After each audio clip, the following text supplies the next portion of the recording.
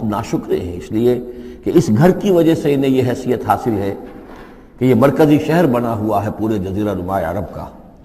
اس گھر کی وجہ سے انہیں ان کے قافلوں کو تحفظ حاصل ہے کہ ان کے اوپر کوئی حملہ نہیں کرتا، اور مشرق اور مغرب کی جو ٹریڈ ہے اس کے گویا کہ یہ ایک طرح سے پروپرائٹری ان کے پاس حقوق آ گئے، ایکسکلوسیو پروپرائٹری رائٹس، کہ ظاہر بات ہے کوئی اور قافلہ بچ کر جا نہیں سکتا قبائلی ریڈ سے اور حملے سے اور لوٹ مار سے، اور قریش کے قافلے کے اوپر کوئی حملہ کر نہیں سکتا، اسے کوئی چھو نہیں سکتا۔ تو اس گھر کی وجہ سے لإلاف قریش إِلَافِهِمْ رِحْلَةَ الشِّتَاءِ وَالصَّيْفِ فَلْيَعْبُدُوا رَبَّ هَذَا الْبَيْتِ۔ یہ جو ان کے قافلے سردیوں میں جاتے ہیں یمن کی طرف اور گرمیوں میں جاتے ہیں شام کی طرف، تو ان کو سمجھنا چاہیے کہ یہ ساری جو ان کی چلت پھرت ہے یہ تو اس گھر کے طفیل ہے، اس کی وجہ سے انہیں یہ پروٹیکشن حاصل ہے اور انہوں نے ناشکری کی ہے۔ تو اذن للذین یقاتلون بانہم ظلموا، اب اجازت دی جا رہی ہے ان لوگوں کو جن پر کہ جنگ ٹھوس دی گئی ہے، یعنی جو صورتحال پیدا کر دی گئی ہے کہ انہیں گھروں سے نکال دیا گیا، ہجرت پر مجبور کر دیا گیا، انہیں ستایا گیا، سال ہا سال سے ان پر پرسیکیوشن ہو رہی ہے، ٹارچر کیا جا رہا ہے۔ ابھی تک تو اللہ تعالیٰ نے ان کو ہاتھ روکے رکھنے کا حکم دیا ہوا تھا، کفوا ایدیکم، چاہے وہ براہ راست وحی جلی کی شکل میں قرآن میں آیت نہیں آئی تھی، لیکن حضور کے ذریعے سے اللہ تعالیٰ کا یہ حکم لوگوں تک پہنچ چکا تھا، لیکن اب ان کے ہاتھ کھولے جا رہے ہیں۔ اذن للذین یقاتلون بانہم ظلموا، اب جو ان پر ظلم کیا گیا ہے اس کے سبب سے ان کو اجازت دی جا رہی ہے کہ اب وہ اینٹ کا جواب پتھر سے دے سکتے ہیں۔ وَإِنَّ اللَّهَ عَلَىٰ نَصْرِهِمْ لَقَدِيرٌ، اور دوبارہ پھر تاکید کے ساتھ کہہ دیا کہ ان کو اپنے آپ کو اکیلے نہ سمجھیں، یقیناً اللہ تعالیٰ ان کی نصرت پر قادر ہے، ان کی مدد فرمائے گا۔ الذین اخرجوا من دیارہم، وہ لوگ کہ جو اپنے گھروں سے نکال دیے گئے، یہ سب کون تھے؟ مہاجرین جو تھے، یہ مکے سے جو نکلنے پر مجبور کر دیے گئے، اہل و عیال کو چھوڑ کر نکلنے پر مجبور ہوئے۔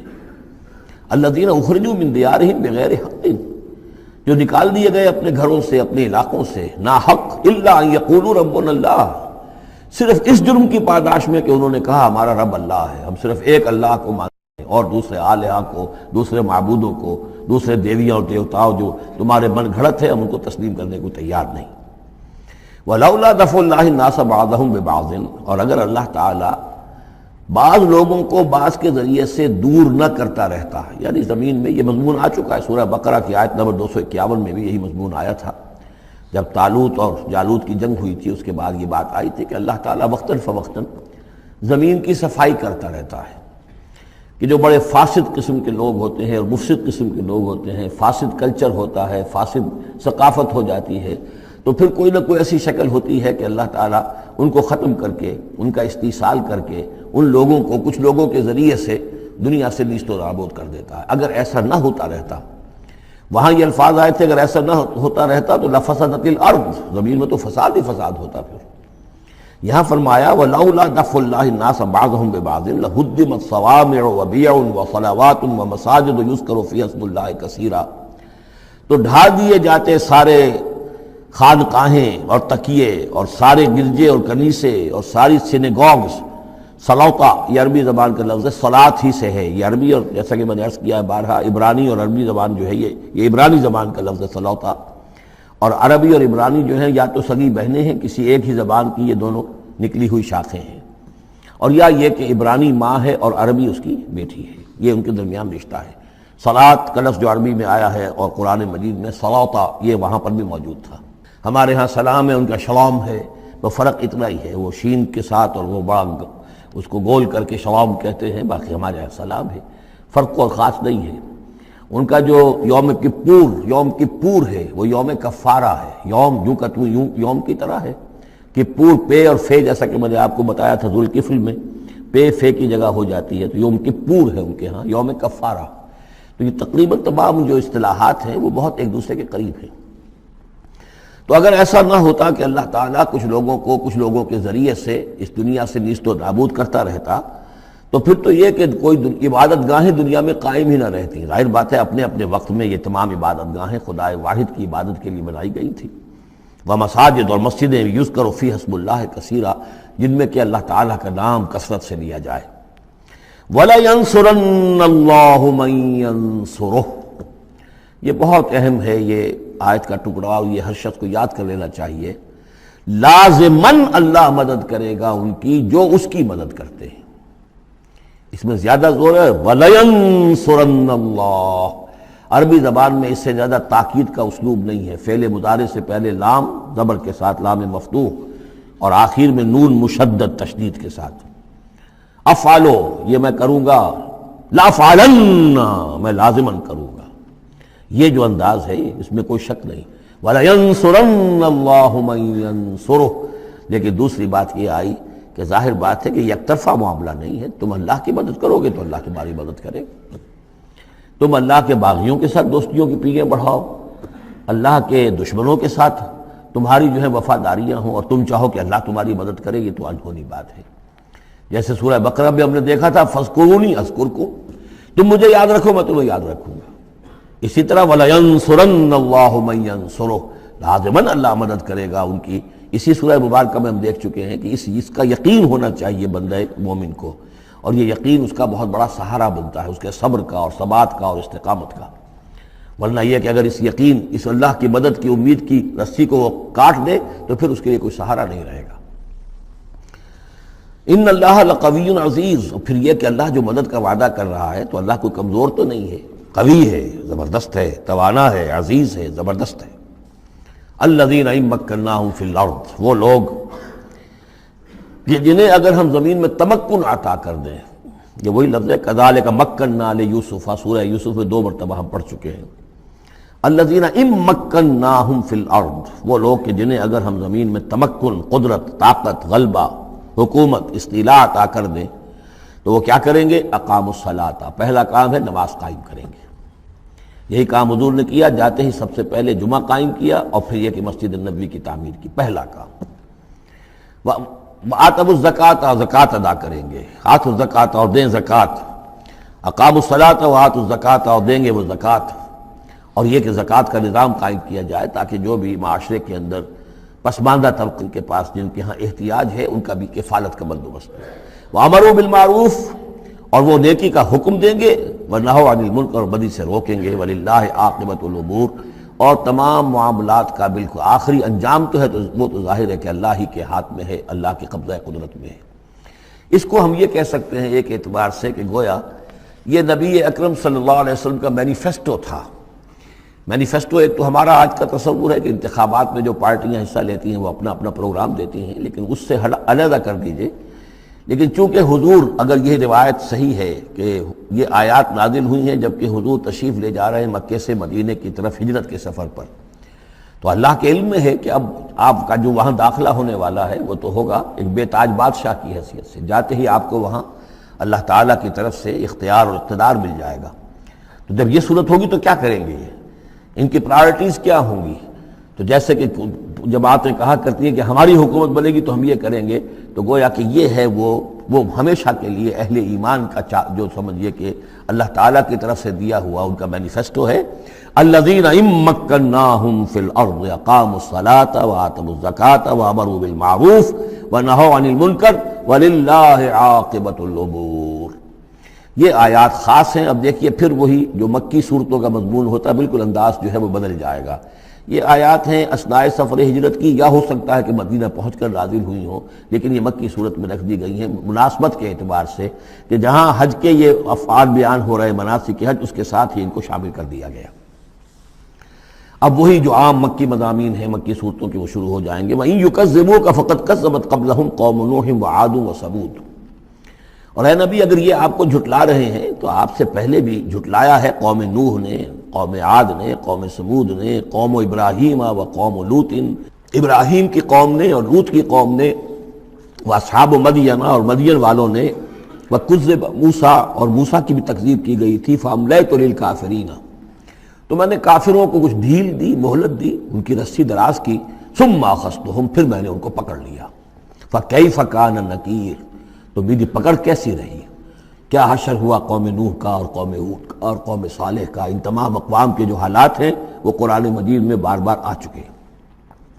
فَكَأَيٍّ مِّن قَرْيَةٍ أَهْلَكْنَاهَا، تو کتنی ہی ایسی بستیاں ہیں، آبادیاں ہیں جن کو ہم نے ہلاک کیا، وَهِيَ ظَالِمَةٌ، اور ہلاک یوں ہی نہیں کر دیا، وہ ظالم تھی، گناہ گار تھی، ان میں گناہ اتنا پھیل گیا تھا، شرک اور کفر کا اتنا دور دورہ ہو گیا تھا کہ گویا کہ وہ ایسے ہی تھا جیسے انسانی جسم کا کوئی حصہ اگر گل جائے تو اس کو کاٹ دینے ہی میں عافیت ہے، ورنہ پورے جسم کے لیے وہ چیز جو ہے وہ مضر ہوگی۔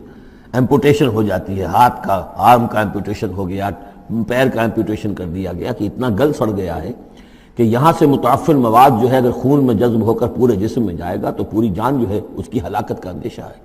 تو اللہ تعالیٰ اسی طریقے سے ان بستیوں کو کہ جو اس طریقے سے گندگی کا اور برائی کا اور معصیت کا اور سیئات کا مرکز بن چکی ہوں اور وہ پھوڑا بن چکی ہوں، پھر ان کے لیے یہی اللہ تعالیٰ کی طرف سے سرجیکل آپریشن ہوتا رہا ہے۔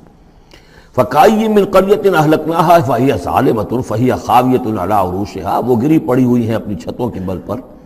وَبِئْرٍ مُعَطَّلَةٍ، کتنے ہی کنویں ہیں کہ جو بند پڑے ہوئے ہیں، بڑی محنت سے لوگوں نے اپنے اپنے زمانوں میں کھودے ہوں گے، ان سے پانی پینے والے لوگ ہوں گے یا جمگھٹے رہا کرتے ہوں گے لوگوں کے، اب معطل پڑے ہوئے ہیں۔ وَقَصْرٍ مَشِيدٍ، کتنے ہی محل ہیں جو ان میں بڑی گچکاری کی گئی ہے، بہت انہیں مضبوط بنایا گیا ہے۔ اب جاؤ الحمرا کو دیکھ لو، کبھی مسلمان حکومت کیا کرتے تھے، غرناطہ میں جاؤ اور دیکھو الحمرا محل کیسا ہے، جاؤ اور قرطبہ کی مسجد کو دیکھو کہ جہاں کوئی سجدہ کرنے والا نہیں ہے، کسی کو سجدے کی اجازت نہیں ہے۔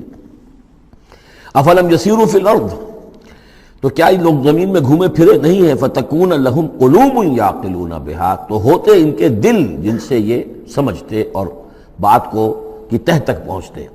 تو یہ جو لفظ قلب کے ساتھ عقل آیا ہے، اب اس کو اچھی طرح سمجھ لیجئے، چونکہ یہ بات میری تو آپ کے سامنے آ چکی ہے کہ میرے نزدیک انسان ایک مرکب وجود کا حامل ہے۔ اس کا ایک وجود حیوانی ہے، خالص حیوانی اور مکمل حیوان اور اعلیٰ ترین حیوان۔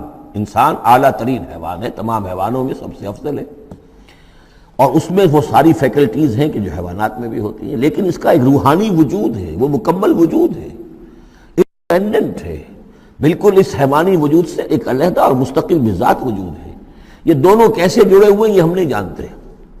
وہ تو ہمیں یہ بھی معلوم نہیں کہ انسانی جسم میں جان کہاں ہے، کچھ پتہ نہیں، کہاں دل میں ہے کہیں ہے، تو دل تو بدل دیتے ہیں لوگ، پھر بھی وہ جان تو وہی کی وہی رہتی ہے۔ اب تو جو کچھ ہو رہا ہے آپ کو معلوم ہے، تو جان کہاں ہے، کس چیز سے متعلق، دماغ سے متعلق ہے، دل سے متعلق، کہاں سے متعلق؟ تو لائف ہی کو ہم نہیں جانتے، تو لائف سے آگے روح کا تعلق کس طور سے ہے ہم کیا جان سکتے ہیں؟ ہست رب الناس رابا جان الناس، اتصال بے تکیف بے قیاس، یہ متصل ہے، یہ جو روحانی وجود ہے اور حیوانی وجود ہے یہ متصل ہے، ملے ہوئے تو ہیں، لیکن یہ اتصال ایسا ہے بے تکیف بے قیاس، نہ اس کی کیفیت معلوم ہو سکتی ہے، نہ اس کو کسی اور چیز پر قیاس کیا جا سکتا ہے، لیکن ہے دو علیحدہ وجود۔ ایک وجود پہلے پیدا کیا گیا تھا، کما خلقناکم اول مرہ، دوسرا وجود اس عالم خلق کے اندر آتا ہے، اور ان میں سے ہر ایک کی، دونوں کی اپنی اپنی عقل ہے۔ روح کی اپنی عقل ہے، روح کی اپنی آنکھ ہے، روح کے اپنے کان ہیں، اور جسم کے حیوانی وجود کے اپنی آنکھیں ہیں، اپنے کان ہیں، اپنی عقل ہے۔ تو ان السمع والبصر والفؤاد، یہ حیوانی، یہ گویا کہ انسان کے جو حیوانی ذرائع علم ہیں وہ یہ ہیں، جن کے بارے میں گفتگو سورہ بنی اسرائیل کی اس آیت کے حوالے سے میں تفصیلاً کر چکا ہوں، ان السمع والبصر والفؤاد کل اولئک کان عنہ مسئولا۔ لیکن انسان کے اندر جو یہ روح ہے یہ دیکھتی بھی ہے، یہ سنتی بھی ہے، اس کے اپنے کان ہیں، وہ غیر مرئی کان ہیں، غیر مرئی آنکھیں ہیں، لیکن اس کی اپنی عقل ہے۔ اب یہاں دیکھیے یہ دونوں چیزیں واضح ہو جائیں گی۔ فَتَكُونَ لَهُمْ قُلُوبٌ يَعْقِلُونَ بِهَا، تو ہوتے ان کے دل کہ جن سے یہ بات سمجھتے، او آذان يَسْمَعُونَ بِهَا، یا ہوتے کان جن سے یہ سنتے، فَإِنَّهَا لَا تَعْمَى الْأَبْصَارُ وَلَكِنْ تَعْمَى الْقُلُوبُ الَّتِي فِي الصُّدُورِ، اس لیے کہ آنکھیں اندھی نہیں ہوا کرتی، دل اندھے ہو جاتے ہیں جو سینوں کے اندر ہے۔ یہ کون سا اندھاپا ہے؟ ابو جہل اندھا تھا کس اعتبار سے؟ ابو لہب اندھا تھا کس اعتبار سے؟ ولید بن مغیرہ اندھا تھا کس اعتبار سے؟ ان کی آنکھیں تو اندھی نہیں تھی، ان کے دل اندھے ہو گئے تھے، ان کی روحیں اندھی ہو گئی تھی، ان کے اوپر اپنی دنیاوی اغراض، اپنی ضد، اپنی ہٹ دھرمی اور اپنے تکبر اور اپنے جو بھی ان کے اندر عصبیتیں تھیں، اس کی وجہ سے اس طریقے سے ان کے اوپر پٹیاں پڑ چکی تھی کہ وہ روح نہ دیکھتی تھی نہ سنتی تھی۔ تو یہ ہے اصل میں یہ معاملہ، فَإِنَّهَا لَا تَعْمَى الْأَبْصَارُ، ایک ہے آنکھیں اندھی، لیکن ہو سکتا ہے اس کا دل جو ہے وہ دوسروں سے کہیں زیادہ دیکھنے والا ہو، لیکن یہ کہ آنکھوں کا اندھا ہونا اتنا بڑی بات نہیں، اتنا دل کا اندھا ہونا۔ أَفَلَمْ يَسِيرُوا فِي الْأَرْضِ فَتَكُونَ لَهُمْ قُلُوبٌ يَعْقِلُونَ بِهَا، تو کیا یہ زمین میں گھومے پھرے نہیں، پھر ہوتی ان کے دل کہ جن سے یہ بات کو سمجھتے، او آذان یسمعون بها، یا ہوتے کان، روح کے کان کہ جن سے یہ سنتے، دیدن دیگر آموز، شنیدن دیگر آموز، اس لیے کہ ظاہر بات ہے بستیوں کو تو وہ دیکھتے تھے، کتا بھی دیکھ رہا ہے کہ کار آ رہی ہے، اسے بچنا ہے، وہ بھی اپنی جان بچاتا ہے، انسان نے بھی دیکھ لیا اور وہ بھی جان بچانے کے لیے ایک طرف ہو گیا، تو کوئی بڑا فرق نہیں۔ یہ حیوانی جو دیکھنا ہے وہ تو دیکھنا ہے، لیکن انسان کا دیکھنا کچھ اور ہے۔ فَإِنَّهَا لَا تَعْمَى الْأَبْصَارُ وَلَكِنْ تَعْمَى الْقُلُوبُ الَّتِي فِي الصُّدُورِ، اس لیے کہ دل آنکھیں اندھے نہیں ہوا کرتی بلکہ دل اندھے ہو جاتے ہیں جو سینوں کے اندر ہیں، اس لیے کہ روح کا مسکن قلب ہے، یہ ہم جانتے ہیں، روح کا مسکن قلب ہے، یہ ہم نہیں جانتے کہ کیسے، کس طرح۔ بہرحال دل کو آپ اگر کہیں کاٹیں گے پیٹیں گے تو کہیں وہ آپ کو اس میں روح نظر نہیں آئے گی، وہ غیر مرئی شے ہے، لیکن تعلق اس کا جو ہے وہ قلب انسانی کے ساتھ ہے۔ وَيَسْتَعْجِلُونَكَ بِالْعَذَابِ وَلَنْ يُخْلِفَ اللَّهُ وَعْدَهُ، اور یہ لوگ جلدی مچا رہے ہیں نبی آپ سے عذاب کی، اور اللہ تعالیٰ اپنے وعدے کی ہرگز خلاف ورزی نہیں کرے گا۔ وہ عذاب آئے گا، کس شکل میں آئے گا ابھی اللہ تعالیٰ نے اس کو چھپا کر رکھا ہوا ہے، کب آئے گا وہ بھی اللہ نے چھپایا ہوا ہے۔ وَإِنْ أَدْرِيَ قَرِيبٌ أَمْ بَعِيدٌ مَا تُوعَدُونَ، یہ ہم سورہ انبیاء میں پڑھائے ہیں کہ میں نہیں جانتا ہے نبی، آپ کہہ دیجئے قُلْ إِنْ أَدْرِيَ قَرِيبٌ أَمْ بَعِيدٌ مَا تُوعَدُونَ، کہ جس چیز کا تم سے وعدہ کیا جا رہا ہے، جس چیز کی دھمکی دی جا رہی ہے وہ قریب آ چکی ہے یا دور ہے۔ وَإِنَّ يَوْمًا عِندَ رَبِّكَ كَأَلْفِ سَنَةٍ مِّمَّا تَعُدُّونَ، اور یقیناً ایک دن آپ کے رب کے نزدیک 1000 برس کا ہے اس حساب سے جو تم تعداد جانتے ہو۔ انسانی عام حساب سے جو 1000 برس ہے، دنیا کا ہمارا حساب سے وہ در حقیقت اللہ کا ایک دن ہے۔ یہ مضمون چونکہ قرآن مجید میں پھر سورہ سجدہ میں پھر آئے گا، 2 مرتبہ آیا، تو یہ مضمون یوں سمجھیے کہ یہ محکمات میں سے، یہ متشابہات میں سے نہیں ہے، بات بہت بالکل پختہ ہے، واضح ہے۔ يُدَبِّرُ الْأَمْرَ مِنَ السَّمَاءِ إِلَى الْأَرْضِ ثُمَّ يَعْرُجُ إِلَيْهِ فِي يَوْمٍ كَانَ مِقْدَارُهُ أَلْفَ سَنَةٍ مِّمَّا تَعُدُّونَ، تو اللہ تعالیٰ کی جو تدبیر امر ہے، وہی جو 3 کام ابتدائی جو شاہ ولی اللہ دہلوی رحمۃ اللہ علیہ کی تصنیف حجت اللہ البالغہ کے حوالے سے میں بتا چکا ہوں، ابداع، خلق اور تدبیر تیسرا کام ہے۔ اس تیسرے کام کے ضمن میں اللہ کا جو بھی ایک نقشہ بنتا ہے اس کی مشیت کا، وہ 1000 سال کا ہوتا ہے ہمارے حساب سے، اس کا ایک دن ہے، وہ اس کی ایک پلاننگ ہو جاتی ہے، اس کے احکام جو ہیں وہ فرشتوں کے حوالے کر دیے جاتے ہیں، اس کی پھر ایگزیکیوشن ہوتی ہے، تو 1000 برس کی پلاننگ ہے ہمارے حساب سے، اللہ کے ہاں وہ ایک دن ہے۔ وَكَأَيٍّ مِّن قَرْيَةٍ أَمْلَيْتُ لَهَا، اور کتنی ہی بستیاں ایسی ہوئی ہیں کہ جنہیں ہم نے ڈھیل دی تھی، وَهِيَ ظَالِمَةٌ، لیکن وہ تھیں گناہ گار، ثُمَّ أَخَذْتُهَا، پھر میں نے ان کو پکڑ لیا، وَإِلَيَّ الْمَصِيرُ، اور میری ہی طرف لوٹ کر آنا ہے۔ قُلْ يَا أَيُّهَا النَّاسُ إِنَّمَا أَنَا لَكُمْ نَذِيرٌ مُّبِينٌ، کہہ دیجئے اے نبی، اے لوگو، میں ہوں ایک خبردار کرنے والا، صاف صاف تمہارے لیے خبردار کرنے والا آیا ہوں، ڈرانے والا آیا ہوں، بتا دینے والا ہوں کہ یہ مراحل زندگی کے آنے والے ہیں۔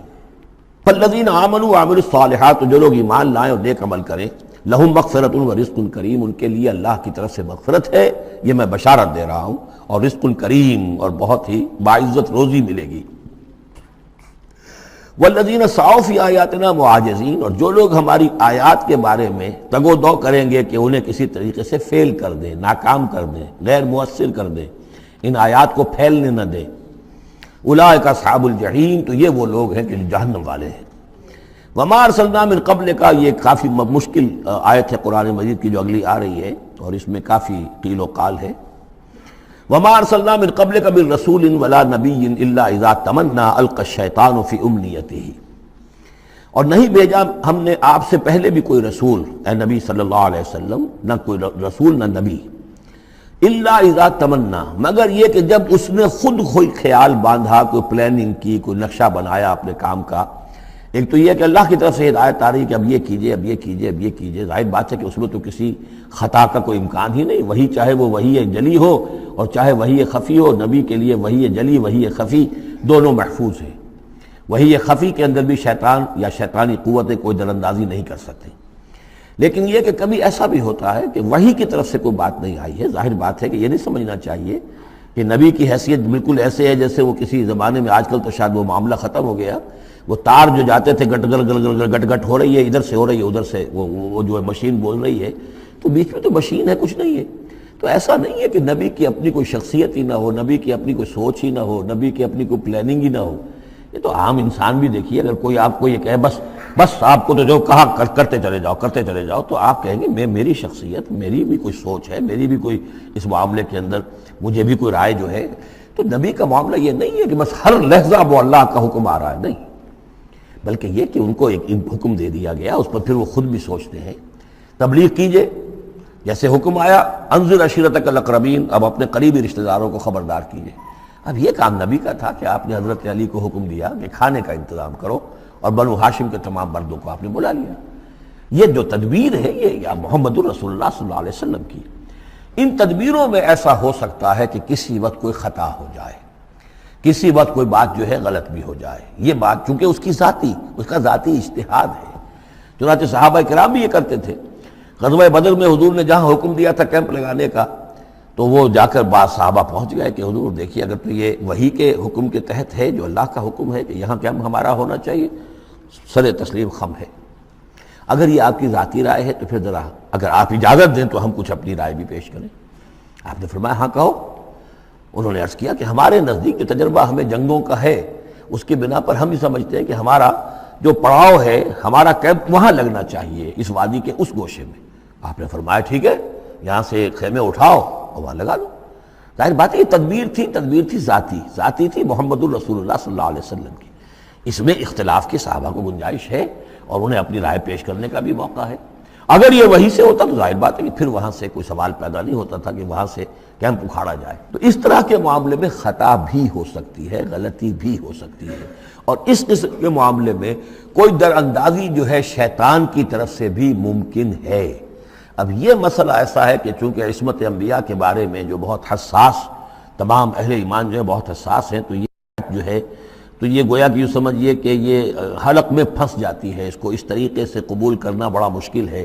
تو تعویلیں بڑی دور راست کار بھی کی گئی ہیں، لیکن میرے نزدیک اس کی بالکل سیدھی سی بات ہے۔ یہاں تک کہ میں آپ کو واقعہ بتا چکا ہوں تعبیر نخل کا، کہ حضور نے مدینے میں جا کر کہا کہ یہ آرٹیفیشل پالینیشن وغیرہ کے لیے تم جو قریب کر دیتے ہو کھجور کے نر اور مادہ پھولوں کو قریب لے آتے ہو تاکہ فرٹیلائزیشن زیادہ ہو جائے اور پھر یہ کہ پھل زیادہ ہو جائے، نہ کرو تو کیا ہے۔ آپ کے بس یہ کہنے سے صحابہ نے نہیں کیا، لیکن یہ کہ فصل کم ہو گئی۔ اب انہوں نے ڈرتے ڈرتے عرض کیا کہ حضور آپ نے یہ فرمایا تھا، ہم نے نہیں کیا، تعبیر نخل اس سال ہم نے نہیں کی تھی، فصل کم ہو گئی ہے۔ فرمایا انتم عالم بامور دنیاکم، یہ معاملات تمہارے، میں یہ سکھانے تمہیں نہیں آیا، ایگریکلچر سکھانے نہیں آیا تمہیں میں تو آیا ہوں یہ ہدایت دینے کے لیے۔ جو ہدایت میں دوں، جو میری جو نبوت اور رسالت کا جو ایشو ہے، جو اس کا موضوع ہے، اس پر تمہیں میری ہر بات کو ماننا ہے۔ لیکن یہ جو تمہارے معاملات ہیں یہ تجرباتی معاملات ہیں۔ اب دیکھیے تجرباتی، چونکہ وہ تجربہ تھا انہیں، وہ کرتے تھے، زراعت کرتے تھے، اور انہیں یہ اندازہ ہو گیا تھا کہ ایسا ہو تو اس سے یہ کہ پھل زیادہ ہوتا ہے، تو تجربے پر تھا، اور تجربے ہی کی بنیاد پر سائنس ہے۔ پوری سائنس کیا ہے؟ ایکسپیریمنٹیشن ہے نا، اسی کے اوپر تو یہ سائنس ڈیولپ ہوئی ہے۔ ان چیزوں کو جو ہے وہ اس سے خارج سمجھیے، اس میں کوئی تعلق جو ہے دین کا اس سے نہیں ہے۔ انتم اعلم بامور دنیاکم، تم اپنے ان دنیاوی معاملات کو جو تجربے پر جس کا دار و مدار و نثار ہے مجھ سے بہتر جانتے ہیں۔ یہ حدیث ہے بخاری شریف کی، الحمدللہ اللہ تعالیٰ ان پر لاکھوں نعمتیں اور اپنی رحمتیں نازل فرمائے، یہ چیزیں محفوظ رہ گئی ہیں ہمارے لیے، تبھی تو ہمارے لیے کچھ کہنے کا اور بولنے کا موقع ہے۔ تو فرمایا انتم اعلم بامور دنیاکم۔ اسی طریقے کا مسئلہ یہ ہے وما ارسلنا من قبلک من رسول ولا نبی الا اذا تمنا، جب وہ کوئی اپنی سکیم بناتے ہیں، اپنی پلاننگ کرتے ہیں، القى الشیطان فی امنیتہ، تو شیطان ان کے خیال میں کچھ ڈال دیتا ہے۔ امنیہ کہتے ہیں تمنا، آرزو۔ اب دیکھیے آدمی سوچتا ہے یہ حسرہ ہو جانا چاہیے، یہ کام یوں ہونا چاہیے، مثلا جب کہ آپ نے دیکھا کہ مکہ مکرمہ میں تو میرا قیام ناممکن ہو گیا ہے، اس لیے کہ ابو طالب کے انتقال کے بعد وہ جو خاندانی ایک پروٹیکشن حاصل تھی بنو ہاشم کی وہ ختم ہو گئی، اور اب خاندان بنی ہاشم کا سردار بھی ابو لہب ہو گیا ہے کہ جو بہت ہی سخت دشمن ہے ذاتی طور پر حضور کا۔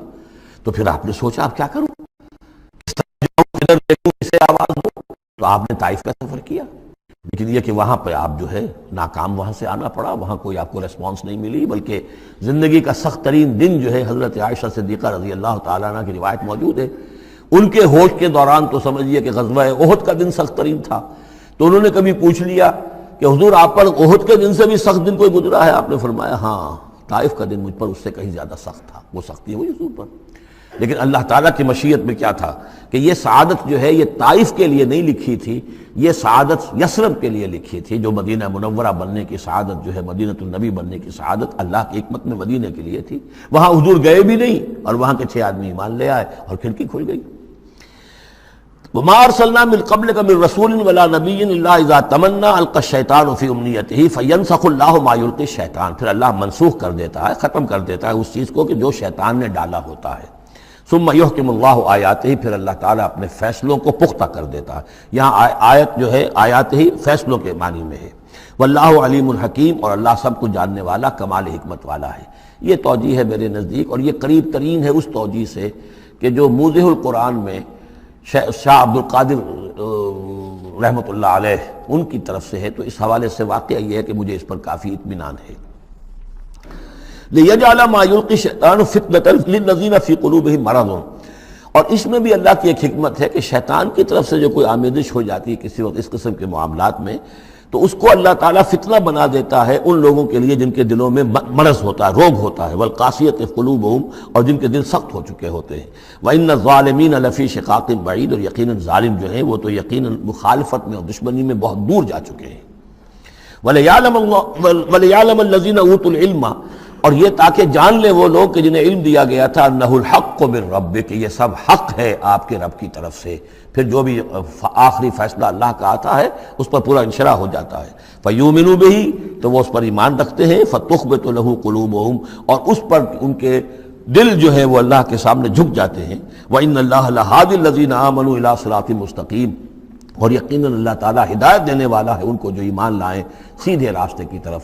یعنی کبھی اس طرح کی کوئی غلطی ہو بھی جائے، ایبریشنز جس کو ہم کہیں گے، ذرا کہیں ہو بھی جائے تو اللہ تعالیٰ پھر راستہ سیدھا کر دیتا ہے اور پھر ان کے رخ کو بالکل صحیح سمت میں موڑ دیتا ہے۔ وَلَا يَزَالُ الَّذِينَ كَفَرُوا فِي مِرْيَةٍ مِّنْهُ، اور یہ لوگ جو کفر کر رہے ہیں ان کو تو یہ تو شک و شبہ ہی میں رہیں گے، ان کے شکوک و شبہات کبھی ختم ہونے والے نہیں ہیں۔ حَتَّىٰ تَأْتِيَهُمُ السَّاعَةُ بَغْتَةً، یہاں تک کہ یا تو قیامت آ دھمکے ان پر اچانک، اور یاتیہم عذاب یوم عقیم، یا پھر وہ عذاب جو ہے بانج دن کا، یعنی ایسا دن کہ جو خیر سے خالی ہوگا، بانج ہوگا، بانج دن یوم عقیم کا جو عذاب ہے وہ ان پر مسلط ہو جائے۔ الملک یومئذ للہ، اس دن راج ہوگا پھر صرف اللہ کا، کسی کے پاس کوئی اختیار نہیں ہوگا۔ یحکم بینہم، یعنی یہ کہ آج بھی راج تو اللہ ہی کا ہے، حکم اسی کا چل رہا ہے، لیکن یہ کہ پھر بھی کچھ نہ کچھ پردے پڑے ہوئے ہیں، کچھ نہ کچھ ڈرامے سے ہو رہے ہیں کہ یہاں یہ بادشاہ صاحب ہیں اور یہاں یہ سردار ہے قبیلے کا، کچھ نہ کچھ لوگوں کے نگاہوں کے اوپر پردے پڑے ہوئے ہیں، لیکن ایک دن آئے گا کہ وہ سب پردے اٹھ جائیں گے۔ لمن الملک اليوم للہ الواحد القہار، پکارا جائے گا آج کے دن کس کی بادشاہی ہے؟ اللہ کی جو واحد ہے، قہار ہے۔ یحکم بینہم، وہ ان کے مابین فیصلہ کرے گا۔ فالذین آمنوا وعملوا الصالحات فی جنات النعیم، تو جو لوگ ایمان لائے اور انہوں نے نیک عمل کیے ہوں گے وہ ہوں گے جنتوں میں، نعمتوں والے باغات میں۔ والذین کفروا وکذبوا بآیاتنا، اور وہ لوگ کہ جو کفر کی روش اختیار کریں اور ہماری آیت کو جھٹلائیں، فاولئک لہم عذاب مہین، تو ان کے لیے ہوگا اہانت آمیز رسوا کن عذاب۔ والذین ہاجروا فی سبیل اللہ، اب دیکھیے یہ ہجرت کا، کیونکہ یہ بالکل یعنی مکی دور کے بالکل آخری زمانے کی یہ صورت ہے، بالکل متصل سمجھیے، جیسے کہ ہجرت کے متصل بعد سورہ بقرہ، ہجرت کے بالکل متصل قبل یہ سورہ حج۔ والذین ہاجروا فی سبیل اللہ ثم قتلوا، اور وہ لوگ جنہوں نے ہجرت کی اللہ کی راہ میں، پھر خواہ وہ قتل ہو گئے اور ماتوا، یا یہ کہ اپنی طبعی موت مر گئے، لَيَرْزُقَنَّهُمُ اللَّهُ رِزْقًا حَسَنًا، دونوں صورتوں میں اللہ تعالیٰ ان کو لازماً بہت رزق حسن عطا فرمائے گا۔ وَإِنَّ اللَّهَ لَهُوَ خَيْرُ الرَّازِقِينَ، اور یقیناً اللہ ہی ہے بہترین رزق دینے والا۔ لَيُدْخِلَنَّهُمْ مُدْخَلًا يَرْضَوْنَ، اور وہ لازماً داخل کرے گا انہیں ان جگہ، ان مقامات پر کہ جن سے وہ راضی ہو جائیں گے۔ وَإِنَّ اللَّهَ لَعَلِيمٌ حَلِيمٌ، اللہ تعالیٰ یقیناً علیم ہے، سب کچھ جاننے والا، اور حلیم ہے، تحمل والا ہے۔ ذَلِكَ وَمَنْ عَاقَبَ بِمِثْلِ مَا عُوقِبَ بِهِ، یہ تو ہے ہی، اور یہ کہ جو شخص زیادتی کرے، جس نے بدلہ لیا بمثل ما عوقب بہ، جیسا کہ اس پر زیادتی کی گئی تھی، جیسا کہ اس پر ظلم کیا گیا تھا، ثم بغی علیہ، پھر اس پر مزید زیادتی کی جائے، لینصرنہ اللہ تعالیٰ اس کی لازماً مدد کریں گے۔ یعنی جو زیادتیاں ہو چکی ہیں مسلمانوں پر، اب ان کا حق ہے کہ ان کا بدلہ لیں، پھر اگر ان کی طرف سے اضافی زیادتی اور ہوگی تو پھر اللہ تعالیٰ کی طرف سے ان کی مدد کا پختہ وعدہ ہے۔ ان اللہ لعفو غفور، یقیناً اللہ تعالیٰ عفو اور غفور ہے، معاف فرمانے والا، درگزر کرنے والا ہے۔ ذالک بان اللہ یولج اللیل فی النہار، اور یہ اس لیے ہے، یعنی یہ کہ اللہ تعالیٰ کا پورا یہ نظام کائنات کا اسی طرح چل رہا ہے، اسی عدل پر، انصاف پر، یہ نہ ہو تو جیسے کہ ابھی آیت آئی تھی کہ اگر ایک گروہ کو دوسرے گروہ کے ذریعے سے ہٹاتے نہ رہتے، نیست و نابود نہ کرتے رہتے، تو زمین میں فساد بچ جاتا۔ لَهُدِّمَتْ صَوَامِعُ وَبِيَعٌ وَصَلَوَاتٌ وَمَسَاجِدُ يُذْكَرُ فِيهَا اسْمُ اللَّهِ كَثِيرًا۔ اس طرح فرمایا کہ ہمارا ایک نظام ہے جو اس دنیا کا ہے، اس طرح کا ایک نظام جو ہے وہ آفاقی بھی ہے۔ ذَلِكَ بِأَنَّ اللَّهَ يُولِجُ اللَّيْلَ فِي النَّهَارِ، یہ اس لیے کہ اللہ تعالیٰ رات کو لے آتا ہے دن میں پروتا ہوا، وَيُولِجُ النَّهَارَ فِي اللَّيْلِ، اور دن کو لے آتا ہے رات میں پروتے ہوئے، وَأَنَّ اللَّهَ سَمِيعٌ بَصِيرٌ، اللہ سب کچھ سننے والا اور دیکھنے والا ہے۔ ذَلِكَ بِأَنَّ اللَّهَ هُوَ الْحَقُّ، یہ اس لیے کہ اللہ ہی حق ہے، ذات برحق، جس کا حق ہونا قطعی ہے، یقینی ہے۔ وَأَنَّمَا يَدْعُونَ مِن دُونِهِ هُوَ الْبَاطِلُ، اور جس کو وہ پکار رہے ہیں اس کے سوا وہ سب باطل ہے، آدر ہوا ہے، ان کی کوئی حیثیت نہیں۔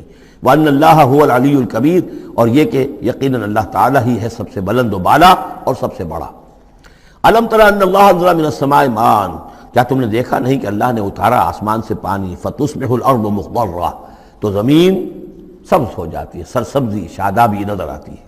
ان اللہ لطیف خبیر، یقیناً اللہ تعالیٰ بڑی ہی خفیہ تدبیریں کرنے والا اور ہر شے سے باخبر ہے۔ باریک بین بھی اس کے معنی ہے لطیف کے، اور خفیہ تدبیر کرنے والا۔ لہو ما فی السماوات و ما فی الارض، جو کچھ آسمانوں میں ہے وہ بھی اسی کا ہے، اور جو کچھ زمین میں ہے وہ بھی اسی کا ہے۔ وَإِنَّ اللَّهَ لَهُوَ الْغَنِيُّ الْحَمِيدُ، اور یقیناً اللہ تعالیٰ الغنی ہے، یعنی اسے کوئی احتیاج نہیں، الحمید ہے، اپنی ذات میں خود محمود ہے، ستودہ صفات ہے، اسے کسی حمد کی ضرورت نہیں۔ أَلَمْ تَرَ أَنَّ اللَّهَ سَخَّرَ لَكُم مَّا فِي الْأَرْضِ وَالْفُلْكَ تَجْرِي فِي الْبَحْرِ بِأَمْرِهِ، کیا تم نے دیکھا نہیں کہ اللہ تعالیٰ نے تمہارے لیے مسخر کر دیا ہے، تمہاری خدمت گزاری میں، تمہاری ضروریات کی بہم رسانی میں لگا دیا ہے ان سب چیزوں کو جو زمین میں ہے، والفلک، اور کشتی کو، تجری فی البحر بامرہ، جو چلتی ہے سمندر میں اور دریا میں اس کے حکم سے، ویمسک السماء ان تقع علی الارض، اور وہی ہے جو تھامے ہوئے آسمان کو کہ وہ گر نہ جائے زمین پر، الا باذنہ، مگر اس کے حکم سے۔ ان اللہ بالناس لرؤوف الرحیم، یقیناً اللہ تعالیٰ انسانوں کے حق میں بہت ہی شفیق ہے، نرمی کرنے والا ہے اور مہربان ہے۔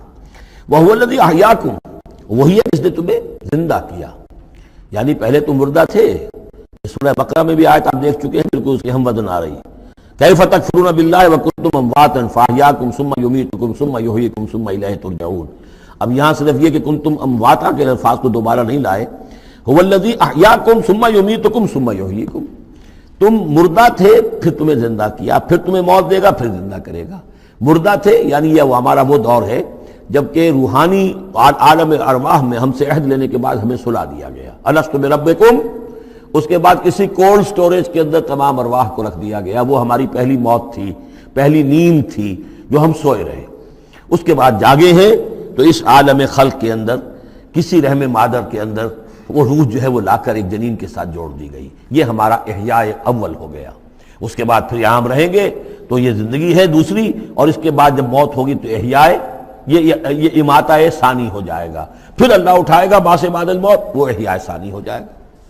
یہ سورہ غافر میں مضمون آئے گا، اس کا کلائمیکس جو ہے سورہ غافر میں ہے۔ وَهُوَ الَّذِي أَحْيَاكُمْ ثُمَّ يُمِيتُكُمْ ثُمَّ يُحْيِيكُمْ إِنَّ الْإِنسَانَ لَكَفُورٌ، یقیناً انسان جو ہے وہ ناشکرا ہے۔ لِكُلِّ أُمَّةٍ جَعَلْنَا مَنْسَكًا هُمْ نَاسِكُوهُ، ہم نے ہر امت کے لیے ان کے قربانی کے طریقے، طور طریقے، عبادات کے آداب ہم نے مقرر کر دیے ہیں جو اس کی پیروی کرتے ہیں۔ فَلَا يُنَازِعُنَّكَ فِي الْأَمْرِ، تو انہیں آپ سے جھگڑنا نہیں چاہیے، یعنی یہ کہ اگر یہود کے ہاں کوئی اور طریقے تھے قربانی کے، تو اور یہاں بنی اسماعیل کے لیے ہم نے کچھ اور مقرر کیے، مسلمانوں کو اب کچھ اور طریقے ہم بتا رہے ہیں، تو اس میں کوئی حرج نہیں ہے، اس میں جھگڑنے کی ضرورت بات نہیں۔ یہ پہلے پڑھ چکے ہیں اسی صورت میں کہ ہم نے ہر امت کے لیے منسک مقرر کیے ہیں۔ وَلِكُلِّ أُمَّةٍ جَعَلْنَا مَنْسَكًا لِيَذْكُرُوا اسْمَ اللَّهِ عَلَى مَا رَزَقَهُم مِّن بَهِيمَةِ الْأَنْعَامِ فَإِلَٰهُكُمْ إِلَٰهٌ وَاحِدٌ فَلَهُ أَسْلِمُوا وَبَشِّرِ الْمُخْبِتِينَ۔ تو ہر قوم کے لیے، ہر امت کے لیے اللہ تعالیٰ نے قربانی کے قواعد و ضوابط بنائے، تو وہ اس کی پیروی کرتے ہیں۔ فَلَا يُنَازِعُنَّكَ فِي الْأَمْرِ، تو انہیں جھگڑنا نہیں چاہیے نبی آپ سے اس معاملے میں۔ وَادْعُ إِلَىٰ رَبِّكَ، اور اپنے رب کی طرف آپ بلاتے رہیے۔ اِنَّكَ لَعَلَىٰ هُدًى مُسْتَقِيمٍ، یقیناً آپ تو ہدایت کے، سیدھی ہدایت کے راستے پر ہیں۔ وَإِن جَادَلُوكَ، اور اگر یہ آپ سے جھگڑے، فَقُلِ اللَّهُ أَعْلَمُ بِمَا تَعْمَلُونَ، تو کہیے بھئی اللہ کو بہتر معلوم ہے جو آپ کر رہے ہیں، میں جو سمجھتا ہوں حق ہے، جو حق میرے پاس آئے میں اس کی پیروی کر رہا ہوں، آپ اگر اپنی جگہ سمجھتے ہیں کہ آپ زیادہ حق پر ہیں تو ٹھیک ہے، آپ جانیں، آپ کا رب جانے۔ اللہ یحکم بینکم یوم القیامہ، اللہ فیصلہ کر دے گا تمہارے مابین قیامت کے دن، فیما کنتم فیہ تختلفون، ان تمام چیزوں کے بارے میں جس میں تم اختلاف کرتے رہے تھے۔ الم تعلم ان اللہ یعلم ما فی السماء والارض، کیا تم جانتے نہیں کہ اللہ تعالیٰ جانتا ہے جو کچھ کہ ہے آسمان میں اور زمین میں۔ ان فی ذالک کتاب، اور یہ ایک کتاب میں لکھا ہوا ہے، یہ وہی ام الکتاب ہے، وہی اللہ تعالیٰ کے علم قدیم کی کتاب ہے۔ ان ذالک علی اللہ یسیر، اور یہ چیز اللہ پر بہت آسان ہے، تمہیں مشکل معلوم ہوتا ہے۔ وَيَعْبُدُونَ مِن دُونِ اللَّهِ مَا لَمْ يُنَزِّلْ بِهِ سُلْطَانًا، اور وہ پوج رہے ہیں، پرستش کر رہے ہیں اللہ کے سوا ایسی چیزوں کی جس کے لیے کہ اللہ نے کوئی سند نہیں اتاری۔ یعنی اللہ کو تو ہم بھی مانتے ہیں، وہ بھی مانتے ہیں، اب اضافی جس کو وہ مانگ رہے ہیں تو اللہ کی طرف سے کوئی سند ہونی چاہیے ان کے لیے، تب تو درست ہے۔ اگر اللہ کی طرف سے سند نہیں ہے تو وہ بے بنیاد ہے۔ وَمَا لَيْسَ لَهُم بِهِ علم، نہ صرف کہ کوئی سند نہیں ہے، کوئی علم بھی نہیں ہے، کوئی معقول بات ہو، کوئی دلیل ہو، کوئی بنیاد ہو، کوئی منطق کے اندر، کوئی حقیقت کے اندر، بالکل بے بنیاد بات ہے۔ وَمَا لِلظَّالِمِينَ مِن نَصِيرٍ، اور ایسے ظالموں کا کوئی مددگار نہیں ہوگا۔ وَإِذَا تُتْلَىٰ عَلَيْهِمْ آيَاتُنَا بَيِّنَاتٍ، اور جب ان کو سنائی جاتی ہیں پڑھ کر ہماری آیات بینات، تَعْرِفُ فِي وُجُوهِ الَّذِينَ كَفَرُوا الْمُنكَرَ، تو تم دیکھتے ہو کہ ان کافروں کے چہروں کے اندر سخت ناگواری کے آثار پیدا ہو جاتے ہیں، بجائے اس کے کہ وہ اللہ کی آیات سن کر ان کے دل کھل اٹھیں، ان کے اندر خوشی کی کیفیت پیدا ہو، انبساط پیدا ہو۔ ہمارے رب کا کلام ہے، تعرف فی وجوہ الذین کفروا المنکر، تم دیکھتے ہو بڑی ناگواری کے آثار ہیں۔ یکادون یسطون بالذین یتلون علیہم آیاتنا، ان قریب ہوتا ہے کہ پل پڑیں گے، وہ حملہ آور ہو جائیں گے، تکہ بوٹی کر دیں گے ان کی جو انہیں ہماری آیات پڑھ کر سنا رہے ہیں۔ قل افانبئکم بشر من ذالکم، ان سے کہیے تو کیا میں تمہیں بتاؤں جس قدر تمہیں ناگواری اس وقت ہو رہی ہے، تم پر بڑی سختی بیت رہی ہے اللہ کی آیات جو تمہیں سنائی جا رہی ہیں، کیا اس سے بھی زیادہ بری بات کون سی ہے بتاؤں؟ النار، وہ آگ جس کے کہ تم مستحق ہو رہے ہو اپنے اس کفر اور انکار کی وجہ سے۔ وعدہ اللہ الذین کفروا، اللہ نے وعدہ کیا ہے اس آگ کا کافروں سے، وبئس المصیر، وہ بہت ہی برا ٹھکانہ ہے۔ اب جو یہ آخری رکوع آ رہا ہے سورہ مبارکہ کا، اس کے ترجمے سے پہلے مجھے تھوڑی سی تمہیداً کچھ بات عرض کرنی ہے۔ یہ جو ایک دعوت رجوع القرآن کی ایک تحریک ہم نے شروع کی، اور الحمدللہ کہ میں اس میں اپنی زندگی کے لگ بھگ 35 برس اب صرف کر چکا ہوں، اور اسی کے پھر کوکھ سے تنظیم اسلامی اور تحریک خلافت نے جنم لیا ہے۔ اس دعوت رجوع القرآن کی جو بنیاد ہے اور جس کو کہ میں نے ذریعہ بنایا ہے قرآن مجید سے لوگوں کو متعارف کرانے کا، اور قرآن مجید کے ذریعے سے دین کے جامع تصور کو لوگوں کے سامنے پیش کرنے کا، اور قرآن مجید کے ذریعے سے دین کی طرف سے جو بنیادی فرائض ہم پر عائد ہوتے ہیں اس کا ایک جامع تصور دینے کا جو میں نے کام کیا ہے، اس کے لیے ذریعہ میں نے بنایا ہے ایک منتخب نصاب کو، مطالعہ قرآن حکیم کا منتخب نصاب۔ یہ جو منتخب نصاب ہے یہ تقریباً کل قرآن کے 1/15 حجم کے اندر، یوں سمجھیے کہ 2 پاروں کے لگ بھگ ہے، مائنس پلس کم و بیش 2 پارے ہوں گے۔ تو اس میں ان آیات کو لیا گیا ہے کہ جن میں ایک تو یہ کہ دین کا جامع تصور بہت مختصر الفاظ میں سامنے آ جائے، اور جو فرائض دینی ہیں جس کا کہ ہم سے باز پرس ہونی ہے، جس کے بارے میں پوچھ گچھ ہونی ہے، تو اس کا صحیح تصور ہمیں معلوم ہے۔ کوئی نماز روزہ یہ تو فرض ہے، سب جانتے ہیں، اس کے علاوہ بھی کوئی چیز فرض ہے، کسی چیز کے بارے میں ہم مسئول ہیں، ذمہ داری ہماری ہے یا نہیں ہے۔ تو وہ جو منتخب نصاب ہے اس کے مختلف جو حصے ہیں، ہم کچھ حصوں سے گزرے ہیں، لیکن یہ میں آج سوچ رہا تھا کہ جیسے میں نے آپ کو بتایا تھا کہ حروف مقطعات کا معاملہ یہ ہے کہ 29 حروف ہیں یا 28 حروف ہیں عربی زبان کے الفابیٹس جو ہیں، شروع کے حصوں میں سے حروف میں سے بہت کم ہے جو حروف مقطعات میں آئے، اور آخری جو حصہ ہیں اس کے تختی کے، اس کے بہت سے حروف ہیں، اکثر و بیشتر ہیں کہ جو حروف مقطعات میں آئے۔ تو یہ پہلی مرتبہ میرا ذہن ادھر گیا ہے کہ ہمارے اس منتخب نصاب میں بھی یہ چیز کوئی میرے پیش نظر نہیں تھی کہ جان بوجھ کر ایسا کیا ہو۔ زیادہ حصے اسباق وہی ہیں کہ جو نصف ثانی سے متعلق ہیں، بلکہ قرآن مجید کے آخری حصے سے زیادہ جو ہیں وہ اس میں مقامات اور آیات اور رکوع یا صورتیں شامل ہوئی ہیں۔ لیکن اس وقت اس کا تعارف میں یہ کرا رہا ہوں کہ اس کا ایک بڑا مرکزی درس ہے کہ جو اگلی جو یہ رکوع آ رہا ہے جو 6 آیات پر مشتمل ہے، یہ اس کا بڑا مرکزی درس ہے۔ یہ جو میرا منتخب نصاب ہے اس کے 6 حصے ہیں۔ نقطہ آغاز ہے سورۃ العصر، والعصر ان الانسان لفی خسر الا الذین آمنوا وعملوا الصالحات وتواصوا بالحق وتواصوا بالصبر۔ مختصر ترین صورت، جامع ترین صورت، انسان کی نجات کے یہ 4 لوازم ہیں: ایمان، عمل صالح، تواصی بالحق، تواصی بالصبر۔ پھر 3 اور مقامات ہم نے اس میں ایسے ہی جامع مقامات جس میں یہ چاروں چیزیں تقریباً بیان ہوئی ہیں وہ شامل کر کے وہ پہلا حصہ ہو گیا. اس کا ایک درس ہم گزر چکے ہیں سورہ بقرہ میں آیت البر، اس کا درس نمبر 2 ہے. لیس البر ان تولوا وجوہکم قبل المشرق والمغرب.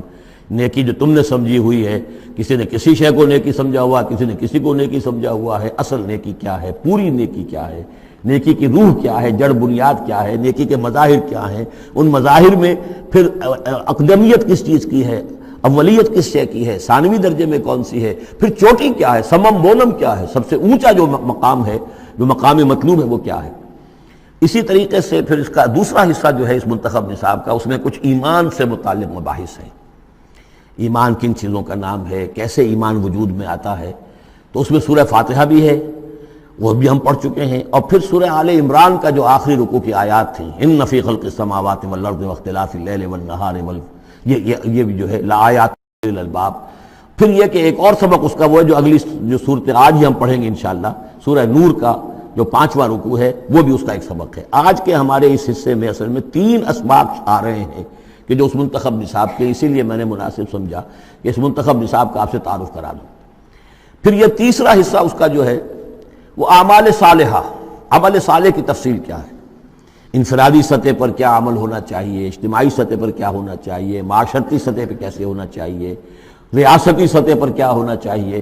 تو اس میں خاص طور پہ معاشرتی سطح سے متعلق وہ سورہ بنی اسرائیل کے 2 رکوع ہم پڑھ چکے ہیں جو 15ویں پارے میں آئے. سورہ بنی اسرائیل میں 3 اور 4 رکوع، جو میں نے عرض کیا تھا کہ یہ 10 کمانڈمنٹس جو ہیں تورات کے، وہ گیا کہ ان کی یہ تعبیر ہے، قرآن مجید کی تشریح یہ ہے ان کی. تو اس طریقے سے یہ درس جو ہمارا وہ چلتا ہوا، پھر آخر تک اب جو حصے آئیں گے میں بر وقت آپ کو بتاتا جاؤں گا. لیکن یہ درس جو ہے یہ بھی در حقیقت اس کے تیسرے حصے کا آخری یا چوتھے حصے کا پہلا درس ہے، بالکل مرکزی جگہ. 3 حصے ادھر 3 حصے ادھر. یہ اس اعتبار سے جامع ترین مقام ہے قرآن کا کہ قرآن کی دعوت کو 2 حصوں میں تقسیم کر کے بیان کیا گیا. ایک قرآن کی دعوت عمومی ہے، ہر انسان، کل نوع بشر کے لیے، اس لیے کہ حضور کی بعثت تمام انسانوں کے لیے ہے. ہر انسان کسے باشد، چاہے شمال کا ہو، جنوب کا ہو، مشرق کا ہو، مغرب کا ہو، کالا ہو، گورا ہو، پیلا ہو، نیلا ہو، کوئی ہو، سب کے لیے کیا دعوت ہے قرآن کی. قرآن کیا کہتا ہے، کوئی ہے یا نہیں؟ پہلے درجے میں تو دعوت عمومی الی کافۃ الناس. دوسرے درجے میں دعوت خصوصی، یہ کن کے لیے ہے؟ جو ماننے کا اعلان کرے. پہلی دعوت دعوت ایمان ہے، مانو اللہ کو، مانو رسول کو، مانو آخرت کو، مانو بعث بعد الموت کو، مانو جنت کو، مانو دوزخ کو. یہ ہے عام. جو یہ مانتے ہی نہیں، اب ان سے کوئی اور کلام نہیں. ان سے ہم کیسے کہیں گے نماز پڑھو اور روزہ رکھو؟ وہ اللہ کو نہیں مانتے، قرآن کو نہیں مانتے، نبی کو نہیں مانتے. تو دعوت ایمان ہے، دعوت عام قرآن مجید. اور پھر جو ایمان کا دعویٰ کریں، اب ان سے خطاب ہے کہ اب جگر تھام کے بیٹھو، میری باری آئی. جب تم نے مان لیا تو ماننے کا یہ تقاضا پورا کرنا پڑے گا. اب وہ دعوت عمل ہوگی، یہ کرو اور یہ کرو اور یہ کرو اور یہ کرو. تو دعوت ایمان یہاں پر اور پھر دعوت عمل، ان کو علیحدہ علیحدہ سے جو ہے اللہ تعالیٰ نے ان 6 آیات کے اندر بیان کر دیا. یا ایھا الناس، اب دیکھیے دعوت عمومی کا خطاب ہے، یا ایھا الناس. 4 آیتوں اس کے تابع ہیں، اور آخری 2 آیتوں میں پھر آئے گا یا ایھا الذین آمنوا. پھر وہ اہل ایمان سے جو ایمان کا دعویٰ کریں، مان لیں کہ ہاں ہم نے مانا. یا ایھا الناس ضرب مثل فاستمعوا لہ، ایک مثال بیان کی جاتی ہے، ذرا توجہ سے سنو. ان الذین تدعون من دون اللہ لن یخلقوا ذبابا ولو اجتمعوا لہ، یقیناً وہ معبود جنہیں تم پکار رہے ہو اللہ کے سوا، یہ بت تمہارے جو، چونکہ جو مخاطب اولین تھے وہ بت پرست تھے. لن یخلقوا ذبابا، یہ تو اس پر بھی قادر نہیں ہے کہ مکھی تک کو پیدا کر سکے. ولو اجتمعوا لہ، یہ جو کعبے میں رکھے ہوئے 360 کے 360 بت مل جل کر بھی ایک مکھی پیدا کرنا چاہے تو نہیں کر سکتے. سامنے کی بات تھی، یہ تو صرف شعور دلانا تھا. جیسے حضرت ابراہیم نے بھی ان بتوں کو توڑ کے ذرا انہیں آمادہ کر دیا ایک دفعہ کہ وہ اپنے گریبانوں میں جھانکیں ضرور، ایک دفعہ حقیقت ان پر منکشف ہو گئی. اسی طرح یہ مثال دی جا رہی ہے.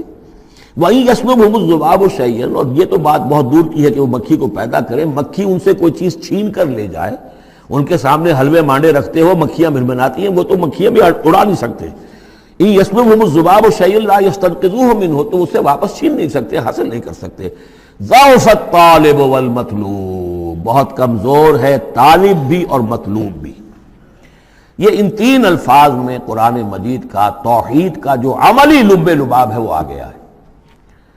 انسان جو ہے، جو بھی کسی بھی درجے میں باشعور انسان ہے، اس کا کوئی نہ کوئی آئیڈیل ہے، آدرش ہے، کوئی نصب العین ہے جس کے لیے وہ بھاگ دوڑ کرتا ہے، محنت کرتا ہے دن رات۔ تو ظاہر بات ہے کہ وہ آئیڈیل گھٹیا ہوگا تو انسان بھی گھٹیا ہوگا، آئیڈیل اونچا ہوگا تو انسان بھی اونچا ہوگا۔ یہ دونوں چیزیں جو ہے کورسپونڈنگ جائیں گی۔ اگر آپ کا مقصود ہی پست ہے تو ظاہر بات ہے آپ کی اپنی شخصیت بھی بڑی پست ڈیولپ ہوگی۔ مقصود اونچا ہو، بلند، لیکن فرمایا ان کا تو جو مطلوب ہے وہ بھی ضعیف، تو طالب تو اور بھی ضعیف ہوئے۔ جن کا مطلوب وہ بنے ہوئے ہیں کہ جو مکھی تک نہیں اڑا سکتے، تو طالبوں کا کیا حل ہوگا؟ قیاس کن سے گلستان من بہار مرا۔ لیکن یہ وہی مضمون ہے جو سورہ بقرہ میں آ چکا ہے۔ وَمِنَ النَّاسِ مَن يَتَّخِذُ مِن دُونِ اللَّهِ أَندَادًا يُحِبُّونَهُمْ كَحُبِّ اللَّهِ، لوگوں میں سے کچھ ایسے ہیں جو اللہ کے مد مقابل بنا کر کچھ اور چیزوں سے محبت شروع کر دیتے جیسے کہ اللہ سے محبت کرنی چاہیے تھی۔ اصل میں تو انسان کو بنایا گیا کہ لا محبوب الا اللہ، لا مقصود الا اللہ، لا مطلوب الا اللہ، مطلوب اللہ کے سوا کوئی نہ رہے، باقی ذرائع ہیں۔ زندہ رہنے کے لیے روٹی کھانی ہے، محنت کرنی ہے، ہل چلانا ہے، ذرائع ہے، مطلوب نہیں ہے۔ نہ کھیتی مطلوب ہے، نہ دکان مطلوب ہے، نہ پروفیشن مطلوب ہے، نہ ڈاکٹری، نہ انجینئرنگ، کوئی شے مطلوب نہیں۔ نہ دنیا مطلوب ہے، نہ اولاد مطلوب ہے، مطلوب صرف اللہ۔ یہ ہے توحید کا لب لباب۔ لا مطلوب الا اللہ، لا مقصود الا اللہ، لا محبوب الا اللہ۔ لیکن جو لوگ یہاں تک نہیں پہنچ سکتے، جیسے جس شخص کو بہت سخت بھوک لگی ہو، اگر اچھی چیز کھانے کو نہیں ملے گی تو برے میں بھی منہ مارے گا۔ اگر ان کا ذہن وہاں تک نہیں پہنچا، اگر ان کے ذہن کی پستی کا یہ عالم ہے کہ اللہ کی معرفت حاصل نہیں کر سکے، اللہ ان کا محبوب اور مطلوب و مقصود اصلی نہ بن سکا، تو کسی اور کو اللہ کی جگہ رکھ کر اور وہ پوجنا شروع کر دیتے ہیں۔ کوئی آئیڈیلی ہے، کوئی وطن ہے، کوئی قوم ہے، اور کچھ نہیں تو میرا اپنا نفس ہے، اپنے ہی حسن کا دیوانہ بنا پھرتا ہوں، اپنی ہی حریم ذات کے گرد طواف ہو رہا ہے۔ تو ضعف الطالب والمطلوب ما قدر اللہ حق قدرہ، یہ اللہ کی قدر نہ کر سکے، اللہ کا اندازہ نہ کر سکے، معرفت حاصل نہ کر سکے اللہ کی جیسے کہ اس کے معرفت کا حق تھا۔ اللہ کو پہچان لیتے تو کسی اور سے کاہے کو لو لگاتے؟ حسین ترین کو اگر دیکھ لیں گے تو کمتر کو کون پھر پوچھے گا؟ تو دیکھ نہیں پائے ہیں جلال خداوندی کا کوئی نقشہ ان کے سامنے، جلال و جمال و کمال خداوندی کی کوئی جھلک نہیں دیکھ پائے، لہذا وہ عاشق بنے پھر رہے دنیا کے عروس ہزار داماد کے۔ ما قدر اللہ کا قدرہ ان اللہ لقوی عزیز، یقینا اللہ تعالیٰ قوی ہے، توانا ہے، طاقت والا ہے اور زبردست ہے۔ اللہ یصطفی من الملائکۃ رسلا ومن الناس، دو آیتوں میں تو بات آ گئی توحید اور شرک کی، اب ایک آیت میں رسالت۔ اللہ چن لیتا ہے فرشتوں میں سے بھی اپنے پیغامبر اور انسانوں میں سے بھی۔ ان اللہ سمیع بصیر، اللہ سمیع اور بصیر ہے۔ ادھر سے چن لیا جبرائیل کو اور اپنی وحی دے دی، ادھر سے چن لیا محمد کو صلی اللہ علیہ وسلم اور جبریل سے کہا کہ محمد کو پہنچا دو تاکہ محمد اپنے ابنائے نو کو، انسانوں کو لوگ پہنچا دیں۔ تو یہ گویا کہ دو لنکس ہیں، ایک فرشتہ رسول ملک، ایک رسول بشر جبرائیل اور محمد صلی اللہ علیہ وسلم۔ ان اللہ سمیع بصیر، اللہ تعالیٰ سب کچھ سننے والا اور دیکھنے والا ہے۔ یعلم ما بین ایدیہم وما خلفہم، وہ جانتا ہے جو کچھ کہ ان کے سامنے ہے، جو کچھ ان کے پیچھے ہے۔ وإلی اللہ ترجع الامور، اور پھر تمام معاملات اللہ ہی کی طرف لوٹا دیے جائیں گے۔ یہ آخرت آ گئی، توحید، رسالت، آخرت، یہ ہے ثلاثی، یہ امور ثلاثہ ہیں جن پر ایمان کی دعوت، اور یہ دعوت ہے یا ایھا الناس، اے بنی نوع آدم، اے انسانوں۔ اب بات ہے دوسرے مرحلے پر، جنہوں نے کہا اچھا جی ہم نے مانا اللہ کو، مانا رسول کو، مانا ہم نے آخرت کو، باس بعد الموت کو، ہم تسلیم کرتے ہیں انا للہ و انا الیہ راجعون۔ تو اب ہے عمل کا مرحلہ، یا ایھا الذین آمنوا، اے وہ لوگوں جو ایمان کا دعویٰ کر رہے ہو، اقرار کر رہے ہو۔ اب بات بدل گئی، اب دیکھیے فعل امر آ رہے ہیں، پہلے میں فعل امر کوئی تھا ہی نہیں، سوائے اس کے کہ ضرب مثل فاستمعوا لہ، بس وہ ایک فعل امر آیا تھا، ذرا باتوجہ سے سنو، باقی کچھ نہیں۔ حقائق بیان کر دیے، توحید، رسالت، معاد۔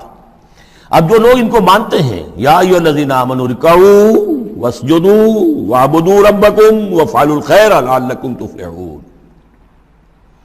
اے ایمان کے دعوے دارو رکوع کرو، جھکو اللہ کے سامنے، واسجدوا اور جھکو، پروسٹریٹ بیفور ہم، اس کے سامنے سر بسجود ہو جاؤ، وَاعْبُدُوا رَبَّكُمْ، اور اپنے رب کی بندگی، مکمل بندگی، ٹوٹل بندگی، اس کی پرستش ہی پرستش نہیں، بندگی بھی.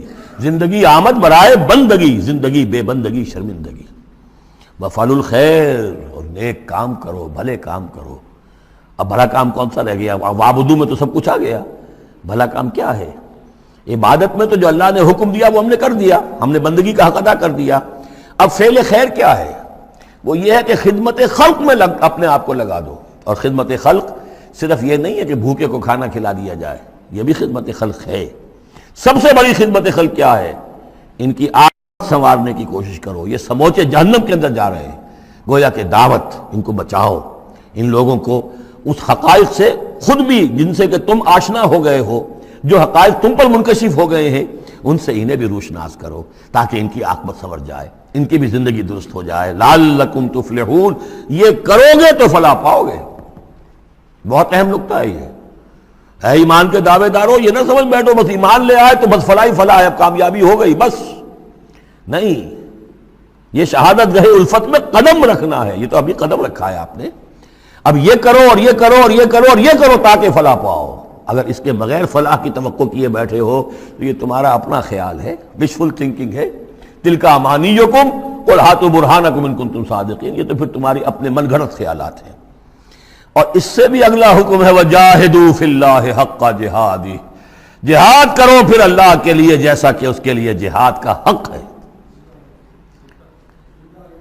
جی نہیں، یہ سجدہ جو ہے صرف حضرت شافعی کے نزدیک ہے، امام شافعی کے. وجاہدوا فی اللہ حق جہادہ، اور جہاد کرو اللہ کے لیے جیسا کہ اس کے لیے جہاد کا حق ہے. هو اجتباکم، اس نے تمہیں چن لیا ہے. کیا مانی؟ اب نبوت محمد پر ختم ہو رہی ہے صلی اللہ علیہ وسلم. اب آئندہ جبریل کسی کے پاس وحی نہیں لائیں گے کہ پھر وہ وحی پہنچائے لوگوں کو. اب یہ کام یہ کہ وہی جو جبریل وحی لائے اور جو محمد نے تمہیں پہنچا دی، اب تمہیں پہنچانی ہے پوری نوع انسانی کے تک. یہ ہے تیسری لنک، هو اجتباکم. اپنے نصیب پر فخر کرو، اللہ نے تمہیں چن لیا ہے، سلیکٹ کر لیا ہے. یہ بالکل وہی مضمون اب آ گیا جو سورہ بقرہ میں آیا تھا، وَكَذَلِكَ جَعَلْنَاكُمْ أُمَّةً وَسَطًا لِتَكُونُوا شُهَدَاءَ عَلَى النَّاسِ وَيَكُونَ الرَّسُولُ عَلَيْكُمْ شَهِيدًا. وہی مضمون آ رہا ہے، هُوَ اجْتَبَاكُمْ وَمَا جَعَلَ عَلَيْكُمْ فِي الدِّينِ مِنْ حَرَجٍ، اور تمہارے لیے تو ہم نے دین کے اندر کوئی تنگی رکھی ہی نہیں. ملت ابیکم ابراہیم، یہ تمہارے جد اجداد ابراہیم ہی کی ملت ہے. هو سماکم المسلمین، اسی نے تمہارا نام مسلم رکھا ہے. اللہ نے تمہیں اس مسلم کا خطاب دیا ہے. حضرت ابراہیم نے بھی یہی کہا تھا، ربنا وجعلنا مسلمین لک ومن ذریتنا امۃ مسلمۃ لک، ہماری امت میں سے بھی ایک امت مسلمہ اٹھائی ہو. من قبل وفی ھذا، اس سے پہلے بھی اور اس میں بھی. لیکون الرسول شہیدا علیکم وتکونوا شہداء علی الناس، وہی مضمون جو سورہ بقرہ میں تھا، وکذالک جعلناکم امۃ وسطا لتکونوا شہداء علی الناس ویکون الرسول علیکم شہیدا. فرق کیا ہے؟ وہاں پہلے امت کا ذکر ہے پھر رسول کا ذکر، یہاں پہلے رسول کا ذکر ہے پھر امت کا ذکر.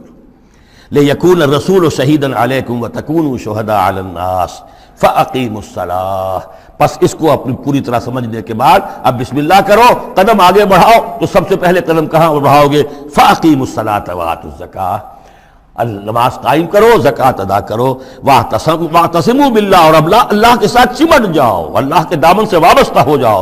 هُوَ مَوْلَاكُمْ، وہ تمہارا مولا ہے، مددگار ہے، پشت پناہ ہے، حمایتی ہے. فَنِعْمَ الْمَوْلَىٰ وَنِعْمَ النَّصِيرُ.